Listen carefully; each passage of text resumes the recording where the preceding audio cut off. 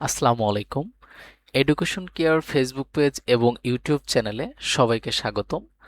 আজকে আমরা সপ্তম শ্রেণীর বাংলার পিতৃপুরুষের গল্প, খুবই গুরুত্বপূর্ণ একটি গল্প সম্পর্কে আলোচনা করব। যে গল্পটির নাম পিতৃপুরুষের গল্প, এটা লিখেছেন হারুন হাবিব। এই গল্পটির যে নমুনা প্রশ্ন এবং যে সৃজনশীল প্রশ্নটি রয়েছে সেটা সম্পর্কে আমরা আলোচনা করব। শুরুতেই আমরা নমুনা প্রশ্নগুলো জেনে নিই। এখানে বলা হয়েছে, মোঘল আমলে ঢাকার নাম কি ছিল? বাবরনগর, হুমায়ুননগর, আকবরনগর নাকি জাহাঙ্গীরনগর? সঠিক অ্যান্সার জাহাঙ্গীরনগর। শিক্ষার্থীরা, আমাদের 2 নম্বর যে প্রশ্নটি বলা হয়েছে, অন্তুর নানা কাজলকে বকতেন কেন? এটা সঠিক অ্যান্সার মুক্তিযুদ্ধে অংশগ্রহণ করার কারণে।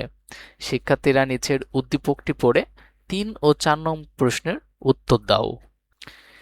এখানে আমাদের 1 নম্বর যেটা বলা হয়েছে, আমার ভাইয়ের রক্তে রাঙানো 21শে ফেব্রুয়ারি আমি কি ভুলিতে পারি?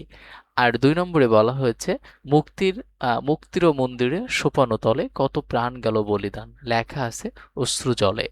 উদ্দীপকের আহ, প্রথম অংশটি পিতৃপুরুষ গল্পের কোন দিকটির সঙ্গে সাদৃশ্যপূর্ণ? এটা ভাষা আন্দোলনের সাথে সাদৃশ্যপূর্ণ, অর্থাৎ সঠিক অ্যান্সার ক।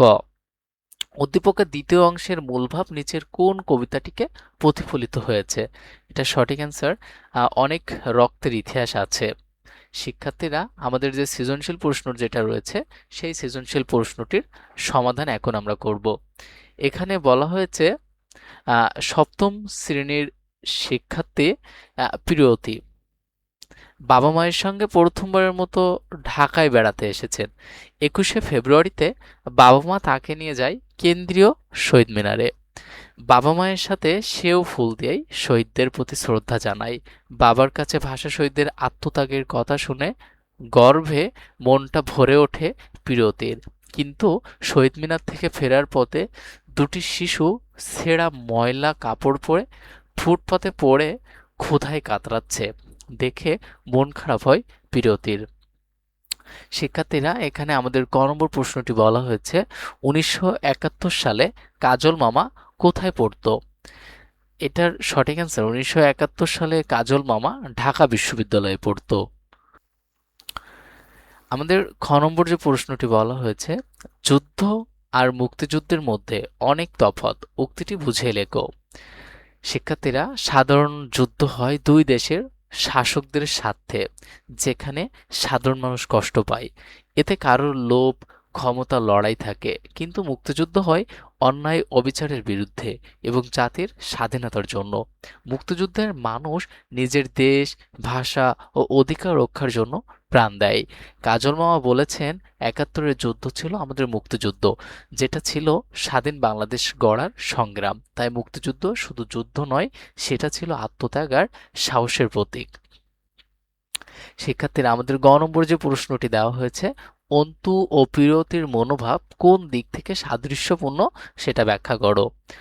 এটা অন্তু ও প্রিয়তির দুজনেই ভাষা শহীদদের প্রতি গভীর শ্রদ্ধা ও কৃতজ্ঞতা অনুভব করেন। তারা শহীদ মিনারে গিয়ে ফুল দিয়ে শ্রদ্ধা জানায়। শহীদদের আত্মত্যাগের কথা শুনে তাদের মন গর্বে ভরে ওঠে। তারা অনুভব করে, এই আত্মত্যাগ না হলে আজ আমরা মাতৃভাষার কথা বলতে পারতাম না। অন্তু তার মামার মুখের ভাষা আন্দোলনে ও মুক্তিযুদ্ধের গল্প শুনে অনেক কিছুই জানতে চায়। সে দেশের ইতিহাস জানার আগ্রহে ভরে ওঠে। অন্যদিকে প্রিয়তিও প্রথমবারের মতো শহীদ মিনারে দেখে আবেগে আপ্লুত হয় এবং বাবার কথা শুনে দেশের প্রতি ভালোবাসা অনুভব করে। দুজনেই দেশের ইতিহাসে, ভাষা ও শহীদদের স্মৃতিকে গভীরভাবে উপলব্ধি করতে পারে। তারা গর্বিত বাঙালি হিসাবে গড়ে উঠেছে। এদিক থেকেই তাদের মনোভাব সাদৃশ্যপূর্ণ। শিক্ষার্থীরা, আমাদের গ নম্বর যে প্রশ্নটি দেওয়া হয়েছে, উদ্দীপকে প্রতিফলিত দিকটি পিতৃপুরুষ গল্পের সম্পূর্ণ ভাবকে ধারণ করে না, উক্তিটি যথার্থ মূল্যায়ন করো। এখানে উদ্দীপকে প্রিয়তি, শহীদ মিনারে ফুল দেওয়া ও ভাষা শহীদদের প্রতি শ্রদ্ধা জানানোর ঘটনার উল্লেখ আছে। এতে তার মনের গর্ব ও দেশপ্রেম অনুভূতি ফুটে উঠেছে। তবে এই অংশটি পিতৃপুরুষ গল্পের কিছু ভাব প্রকাশ করলেও পুরা গল্পের মূল বার্তা তুলে ধরে না। গল্পের মু- আহ, গল্পের মূল অন্তু শুধু শহীদ মিনারে যায়নি, সে মামার কাছ থেকে ভাষা শহীদদের ভাষা আন্দোলন ও মুক্তিযুদ্ধের বিস্তৃত ইতিহাস জেনেছে। কাজল মামার সংলাপে উঠে এসেছে যুদ্ধ ও মুক্তিযুদ্ধের তফাৎ, শহীদ মিনারের পেছনে রক্তাক্ত ইতিহাস, বাঙালির আত্মত্যাগ ও স্বাধীনতা সংগ্রাম। গল্পটি নতুন প্রজন্মকে অতীত জানানো ও গর্ববোধ জাগিয়ে তোলার একটি অনন্য প্রয়াস। উদ্দীপকে শুধু একটি মুহূর্তের অনুভূতি আছে, কিন্তু গল্পে আছে ধারাবাহিক শিক্ষা ও ইতিহাসের চর্চা। তাই বলা যায় উদ্দীপকের যে অংশে তুলে ধরা হয়েছে তা গল্পটির একটি অংশ মাত্র।